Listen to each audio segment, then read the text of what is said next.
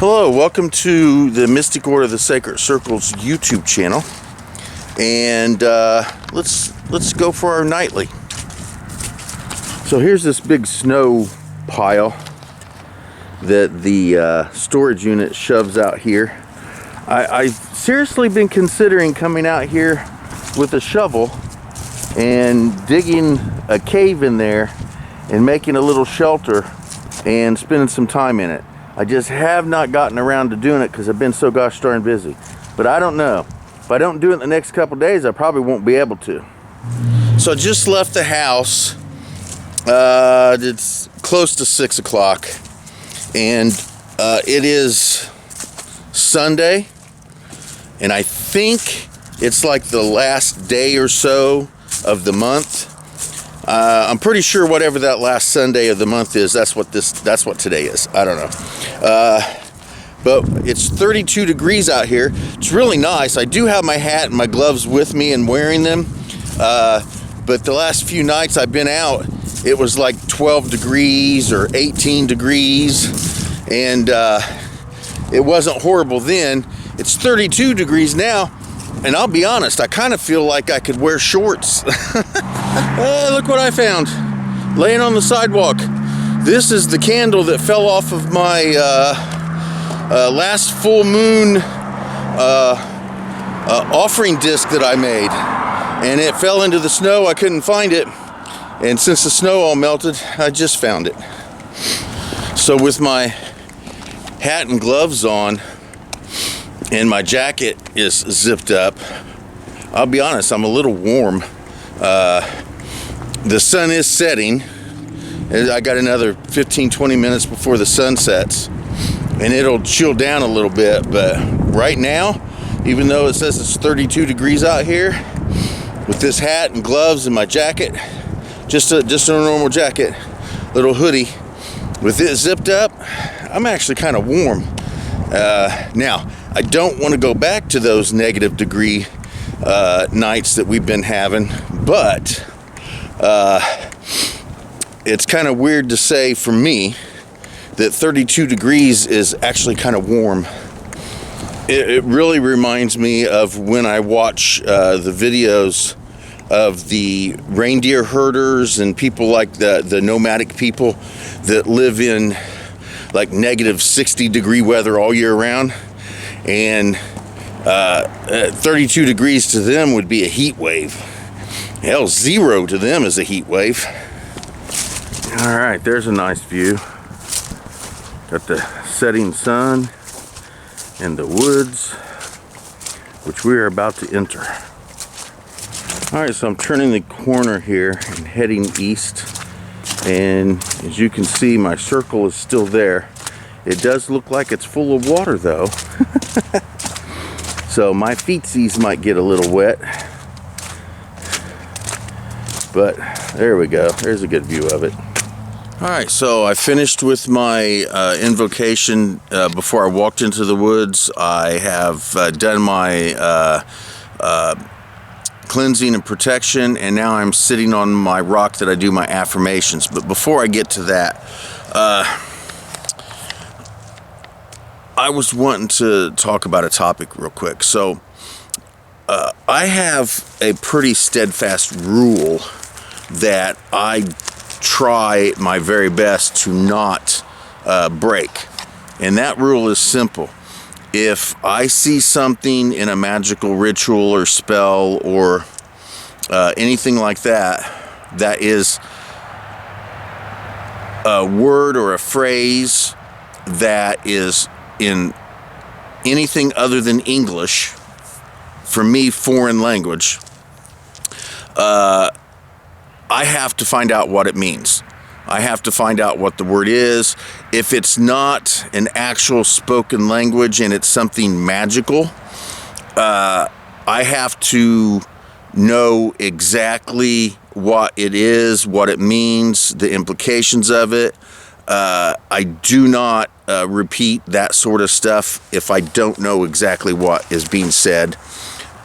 Prime example, I watched a pretty decent ritual on YouTube, and the person doing the ritual was speaking what at the time I just considered it gibberish. I had no idea what they were saying. Now, clearly, it was a ritual that they have done a lot. The words were clearly memorized by them. They knew what they were, well, they perceived they knew what they were saying, and everything was good. And if they would have repeated the ritual 100 times, they would have said it the same way 100 times, right? It wasn't just speaking in tongues like some religions do.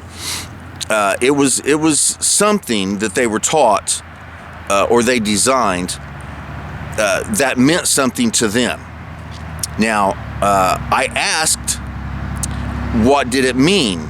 Well, the person wrote me back and said that it was, what language? Crap. Maybe ancient Greek of some sort of Greek.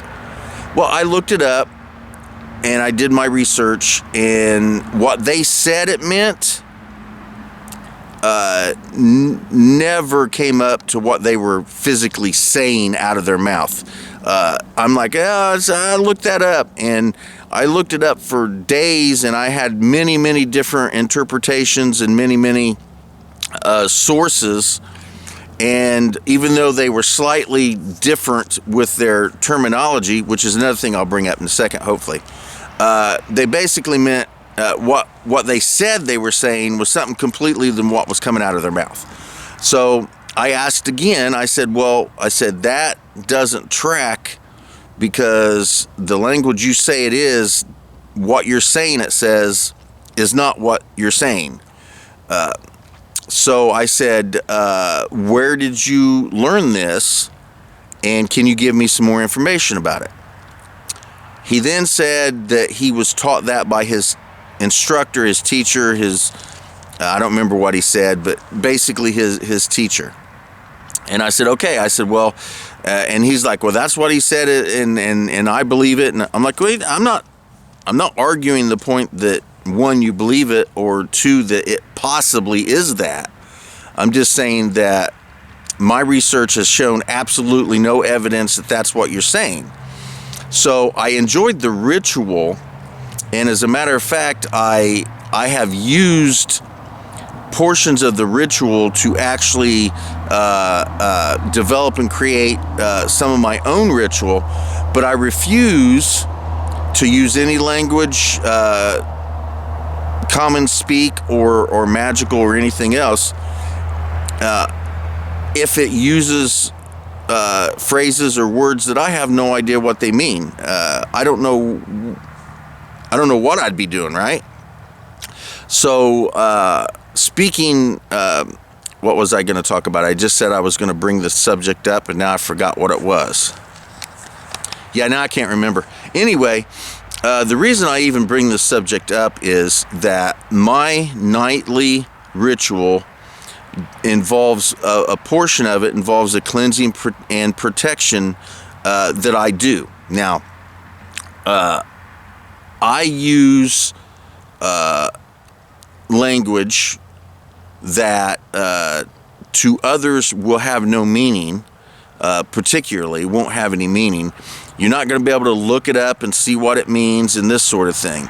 It's something that I do for myself, and I know what it means, and I know the terminology. I have that for me, right?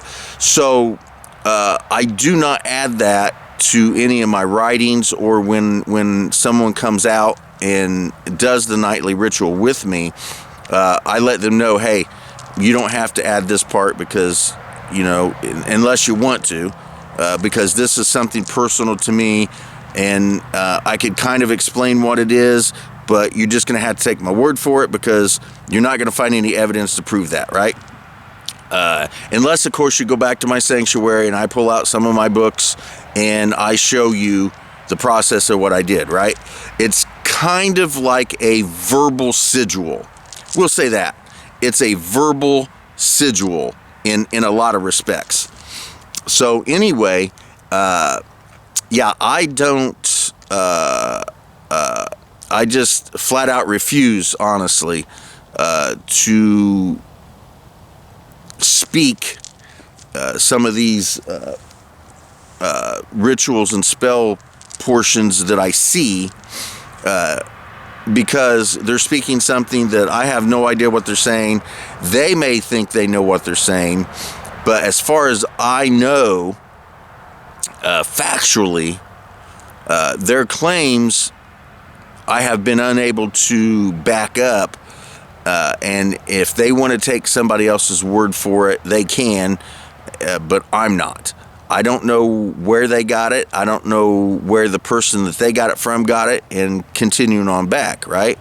So I do have my own section especially in the protection and cleansing ritual, that I have, I guess, what you could kind of call verbal sigils. I really can't think right now of any other way of explaining that.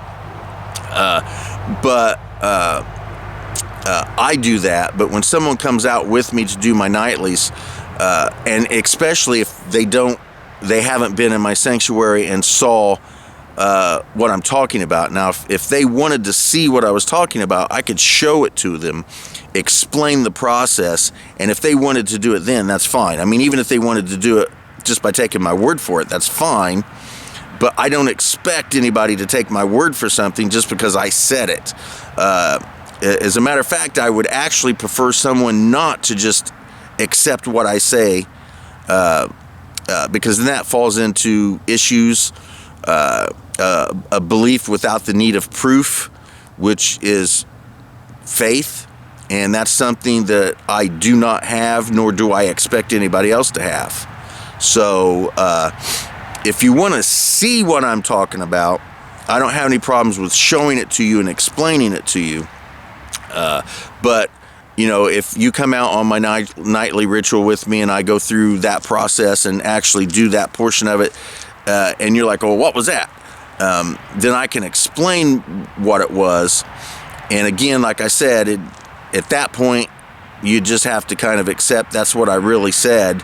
Unless you wanted to see what I was doing back at the sanctuary, I could pull out one of my folders and actually show it to you.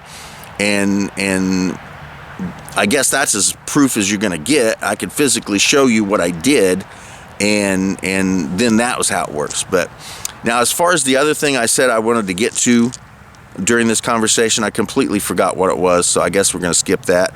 I have to finish my affirmations, and then we'll continue on with the walk.